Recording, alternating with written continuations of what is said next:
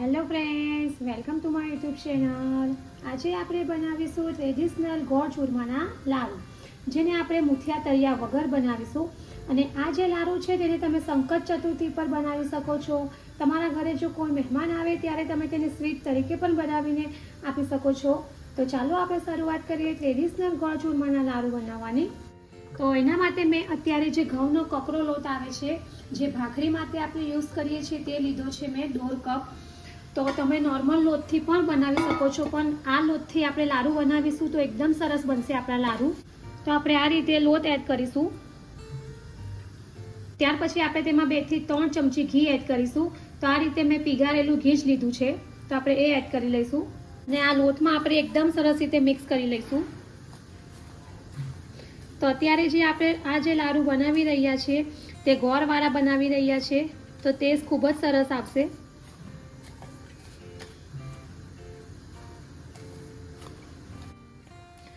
ત્યાર પછી હવે આપણે દૂધ લઈશું. તો દૂધ અત્યારે મેં હુંફાળું ગરમ જ દૂધ લીધું છે, તો આપણે એ એડ કરીશું.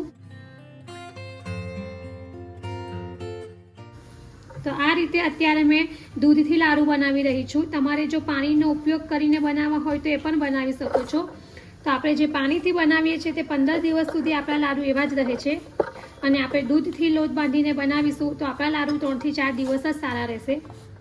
તો અત્યારે આપણે જે ભાખરી માટેનો લોટ આવે છે તેવો જ લોટ બાંધવાનો છે. તો આ રીતે આપણે જેવો ભાખરી માટેનો કઠણ લોટ આવે છે તેવો જ લોટ બાંધીને રેડી કરી લીધો છે. ત્યાર પછી હવે આપણે આગળ ભાખરી વણીશું. પછી હવે અહીંયા આપણે આ રીતે લોવો કરી લઈશું અને હવે આપણે એમાંથી ભાખરી વણી લઈશું.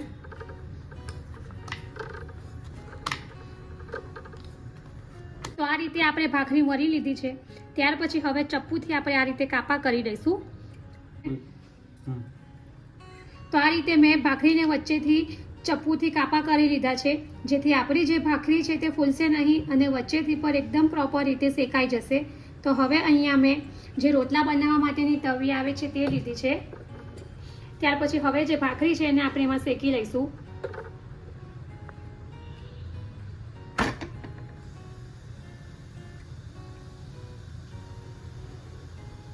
તો આપણી જે ભાખરી છે તે એક બાજુથી આ રીતે શેકાઈ ગઈ છે અને હવે આપણે એને બીજી બાજુ પણ શેકી લઈશું.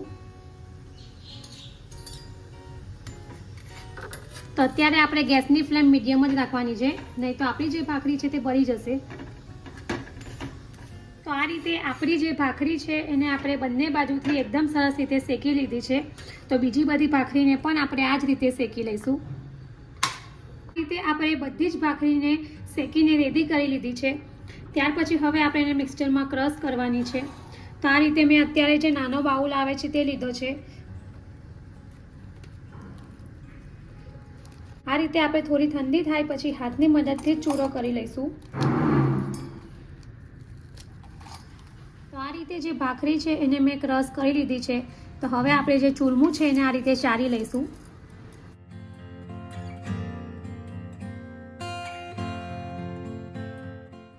તો આ રીતે આપણે ભાખરીનું ચૂરમું રેડી કરી લીધું છે અને જે આ ઉપરનો વધેલો ભાગ છે એને પણ આપણે પાછું મિક્સચરમાં ક્રશ કરી લઈશું. તો આ રીતે આપણે બધી જ ભાખરીને મિક્સચરમાં ક્રશ કરીને ચૂરમું બનાવી લીધું છે. ત્યાર પછી હવે ગેસ ઉપર મેં એક નોનસ્ટિક પેન લીધી છે, જેમાં મેં થોડું ઘી એડ કર્યું છે. તો લગભગ 3 થી 4 ચમચી મેં ઘી એડ કર્યું છે. ત્યાર પછી અહીંયા જે કાજુ અને બદામ છે એને આ રીતે મેં વચ્ચેથી 2 ભાગ કરી લીધા છે, તેને આપણે થોડા શેકી લઈશું. તો આ રીતે કાજુ બદામ શેકીને લેવાથી એનો સ્વાદ ખૂબ જ સરસ આવે છે.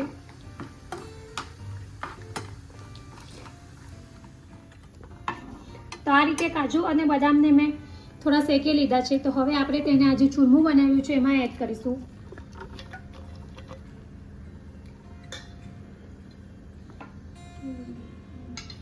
હવે આપણે આ જ ઘીમાં 2 ચમચી ચણાનો લોટ એડ કરીશું. જો તમારી પાસે કકરો ચણાનો લોટ હોય તમે એ પણ લઈ શકો છો. અને હવે આપણે ચણાના લોટને એકદમ સરસ રીતે શેકી લઈશું. તો થોડો ગોલ્ડન બ્રાઉન રંગનો થાય ત્યાં સુધી આપણે શેકી લઈશું, એટલે કે એનો કલર ચેન્જ થાય ત્યાં સુધી આપણે એને શેકીશું. તો આ રીતે જે આપણે ચૂરમાના લાડુ બનાવી રહ્યા છીએ તેમાં શેકેલા ચણાનો લોટ એડ કરવાથી આપણા જે લાડુ છે એનો સ્વાદ ખૂબ જ સરસ આવશે. લોટ પણ શેકાઈ ગયો છે. એનો કલર પણ ચેન્જ થઈ ગયો છે. ત્યાર પછી હવે આપણે તેમાં 1 ચમચી સૂજી એડ કરીશું, એટલે કે રવો એડ કરીશું અને ગેસ ઓફ કરી દઈશું. આ ચણાનો લોટ ગરમ છે એમાં જ આ લોટ આપણો શેકાઈ જશે.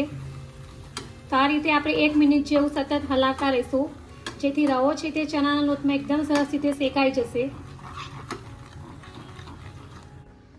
અને હવે આપણે આ જે મિશ્રણ છે એને જે ચૂરમું બનાવ્યું છે એમાં એડ કરીશું.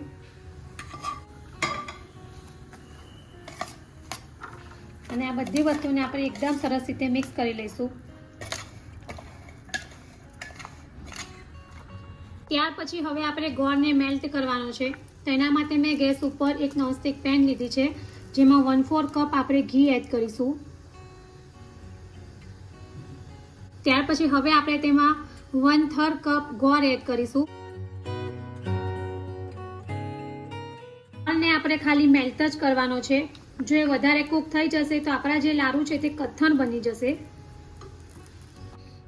તો આ રીતે આપણો જે ગોળ છે તે એકદમ સરસ રીતે મેલ્ટ થઈ ગયો છે. હવે આપણે જે ચૂરમાવાળું મિશ્રણ બનાવ્યું છે, એટલે કે આપણું જે ચૂરમું છે એમાં આપણે આ ગોળ એડ કરી દઈશું.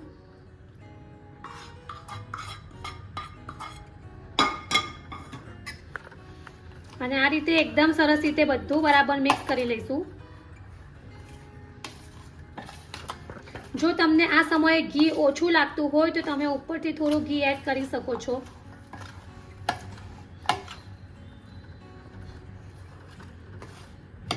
અહીંયા મેં લાડવા બનાવવા માટેનો મોલ્ડ લીધો છે. તમે એને હાથથી પણ ગોળ આકાર આપી શકો છો. તો જેમાં આપણે આ રીતે થોડું મિશ્રણ એડ કરીશું અને હવે આપણે હાથની મદદથી આ રીતે પ્રેસ કરી લઈશું.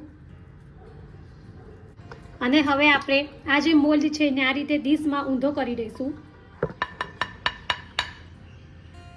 તો આ રીતે આપણો જે લાડુ છે બનીને રેડી થઈ ગયો છે. તો બીજા બધા લાડુને પણ આપણે આ જ રીતે રેડી કરી લઈશું. તો રેડી છે સંકટ ચતુર્થી સ્પેશિયલ ગોળ ચૂરમાના લાડુ.